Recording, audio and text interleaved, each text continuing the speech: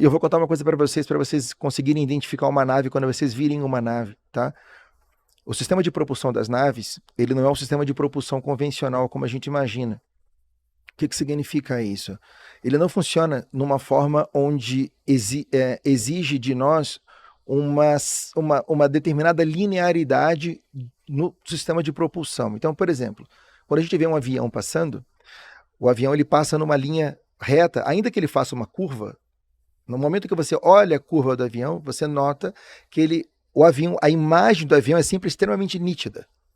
Quando você olha um satélite, que sempre são em linha reta, você olha a luz no céu passando de noite, você olha aquela luzinha passando, o satélite, melhor hora de ver satélite, dependendo de onde você esteja, mas aqui no hemisfério sul, fica na casa no horário de verão, 6h30, 7h30 da noite, você vê muitos satélites passando. Então, é um ponto de luz, parece uma estrela, tem visualmente falando o tamanho de uma estrela, e ele tem uma linearidade. Você olha para ele, ele tem um foco e ele passa inteiro. Quando você olha uma nave, o sistema de propulsão da nave, como é um sistema antigravitacional, e ele é um sistema que funciona através de dobra de espaço-tempo. É como se, para que a nave se locomovesse, principalmente eu estou falando das naves arcturianas pelo conhecimento, ela não anda numa linha reta. Então, quando você olha uma nave, como é que você identifica uma nave e diferencia uma nave de um satélite ou uma nave de um avião? A primeira coisa que você observa é que quando você olha para ela, a imagem nunca é nítida, ela é sempre meio borrada e ela não anda numa linha reta, ela anda como se fosse um microeletrocardiograma. Você olha o caminho que ela faz, sempre é borrado. Ele nunca é certinho. Independentemente se ela só passar numa linha ou se ela fizer vários movimentos no céu, todas as vezes em que você observar isso, você sabe identificar claramente quando é nave e quando não é nave. No vídeo, numa foto. Se olha uma foto, a foto da nave, ela em volta, ela fica meio que uma coisa meio borrada, uma coisa meio estranha. Mesmo na foto, dificilmente ela fica nítida. Eu nunca vi foto de nave verdadeira que fosse nítida. Ela sempre fica meio borrada.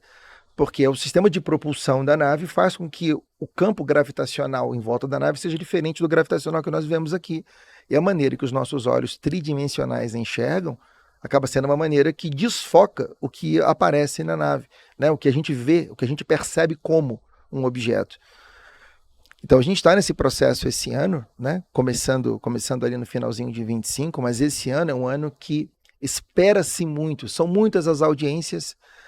O Japão estava para fazer, até onde eu sei não fez ainda, uma audiência pública para falar sobre OVNIs. E o que é o mais interessante disso tudo, né? A gente, por enquanto, né, até nesses primeiros momentos da live, a gente está só falando sobre a aparição dos seres, sobre como os seres vão chegar aqui, sobre os contatados, que vão começar a ter mais pessoas contatadas para que depois melhore o campo, né? A gente tem um quantum energético, ou quórum, ou o que quer que a gente chame, para que os seres cheguem aqui fisicamente. Só que o importante dessa história toda, não é isso. O importante é que no momento que os seres chegarem, as revelações precisam começar a acontecer. Então, por que os seres ainda não chegaram de forma física? Não é porque os seres não querem. É porque ainda exige um preparo dos seres humanos de superfície para que isso aconteça. Esse preparo é o que nós estamos assistindo agora.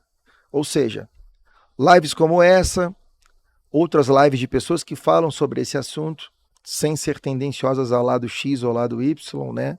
Isso é uma coisa que é apolítica, não tem nada a ver com política, não tem nada a ver com governo, não tem nada a ver com nada. Documentários como o caso de Varginha 1 e 2, documentários como a Rede Globo de televisão lançou um documentário do caso Varginha, mas eu não assisti, eu não tenho TV aberta, mas pelo que algumas informações que eu já recebi, foi um documentário tendencioso a ridicularizar o processo. Desacreditar. Assim, é o famoso acredito duvidando. Eles fizeram uma coisa meio que isso, né? Não quiseram se comprometer. Faz parte do jogo e tá tudo certo. Mas só que quando os seres chegarem aqui, e esse preparo que está sendo feito, né? Vamos dizer assim, essa cama que está sendo arrumada vai ter o ápice dela, né? O ápice dessa, entre aspas, arrumação dessa cama vai ser esse The Disclosure Day, esse filme do Steven Spielberg. A gente vai ter então um quantum energético suficiente para que os seres cheguem. Inclusive o filme, o trailer, a Carol Capel fez até um vídeo muito interessante sobre o trailer do filme, com detalhes e que estão ali, vamos dizer assim, escondidos no trailer, etc., e arquétipos e tarará. Vale a pena assistir o vídeo, é bacana.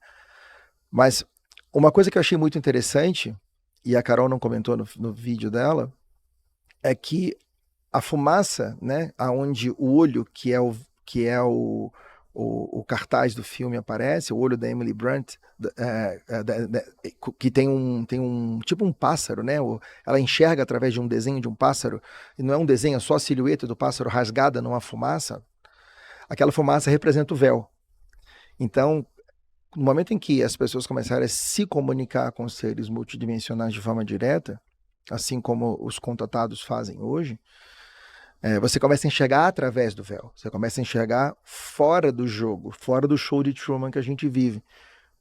Só que tudo está sendo preparado porque quando os seres chegarem, acaba o show de Truman.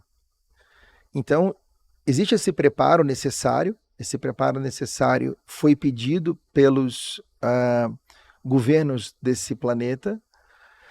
Diversos presidentes pediram isso junto à federação, para que esse preparo, a Federação Galáctica de Mundos, tá? Para ficar claro. Esse preparo ele precisou acontecer, porque a partir do momento desse preparo, existe uma timeline, né? Os seres que querem que o jogo termine, né? Os extraterrestres que estão querendo fazer com que isso tudo finde, né? Que esse teatro que a gente viva finde, eles exigiram um tempo específico, então os governos do planeta pediram tempo para preparar a população para que isso acontecesse, para que houvesse menos danos colaterais possíveis, né? Porque no momento em que os seres chegarem, não é férias no Caribe. Não é todo mundo feliz e que bom que chegaram os extraterrestres, que legal, eu tenho contato agora com os pleiadianos, andromedanos, alfa-centaurianos e por aí vai, né, arcturianos. Quando os seres chegarem, eles chegam para contar o que acontece. Então, caem todos os sistemas. A gente está falando de sistema de energia, a gente está falando de sistema religioso, a gente está falando de sistema político, a gente está falando de sistema econômico. Então, não é simples a chegada. A chegada dos seres não é uma coisa tipo, que legal, eles estão aqui. O que envolve a chegada, né, é simples. O pós-envolvimento da chegada que é complicado.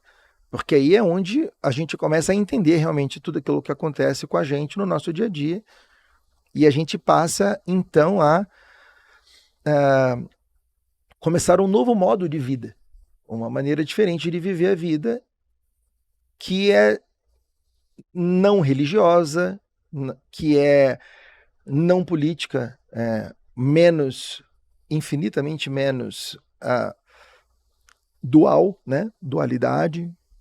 Então, todo o processo está sendo preparado para que isso aconteça. O que aconteceu em setembro de 25 fez com que hoje fosse possível que todas essas informações começassem a se desdobrar de uma maneira muito rápida entre toda a sociedade. E o que a gente pode esperar desse ano agora é realmente um preparo mesmo. Então, o que eu posso dar de conselho para vocês? Se vocês gostam desse tipo de assunto, se vocês têm interesse em entender um pouco mais de como funciona o processo e por aí vai, fiquem muito atentos a esse tipo de notícia. Esse tipo de notícia, geralmente, vocês não vão ver em grandes canais.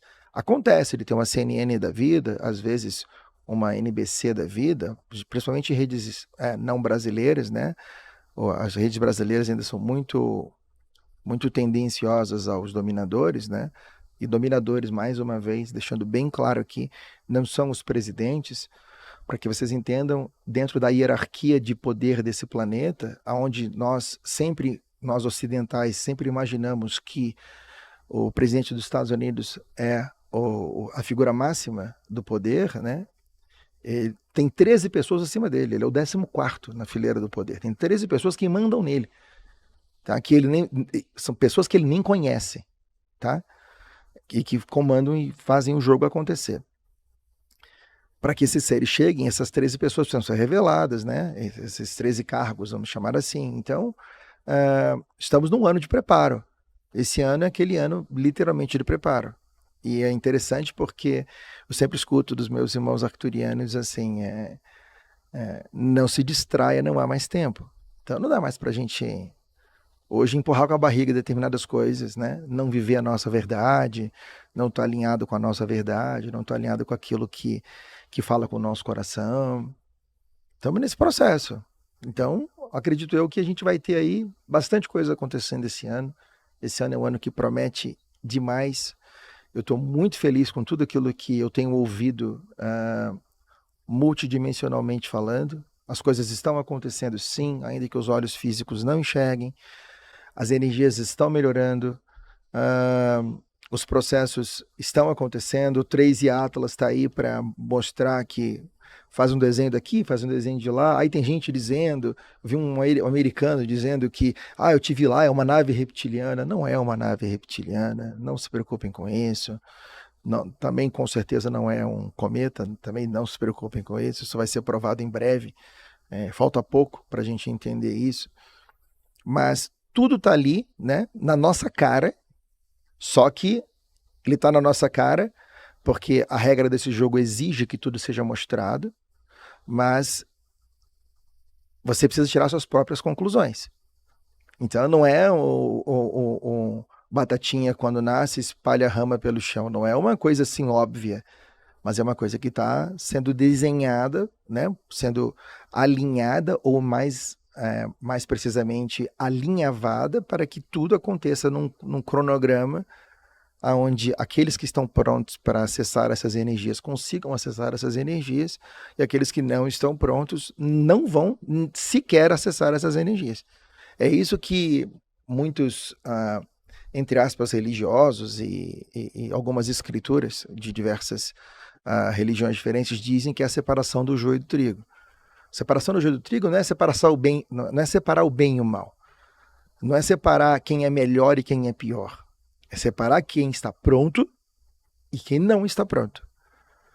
E está tudo bem se a pessoa não estiver pronta, assim como está tudo bem se a pessoa estiver pronta. Cada um tem o seu processo. Nós temos uma tendência, enquanto estamos humanos, vestindo esses avatares de carne e osso que nós temos uma tendência muito grande a acreditar que essa é a nossa única vida, que esse é o nosso único processo e que esse processo é um processo longo em olhos humanos. Então, quando a gente olha 100 anos em olhos humanos, a gente fala, caramba, fulano viveu pra caramba. Num campo multidimensional, isso é 1/1000º de segundo. Isso não é nada. 100 anos não é nada. Nós somos seres eternos, nunca houve um momento no universo que nós não existimos e nunca haverá um que nós não existiremos. E quando a gente pensa nisso, 100 anos não é nada, é absolutamente o zero. É um infinito zeros até um número 1, que é um pedaço do processo que você está fazendo. Então está na hora de a gente começar a enxergar essa vida, enxergar esse processo, com isso, como mais uma jornada, como mais um capítulo que a gente escreve aqui, como mais um processo que a gente vive aqui.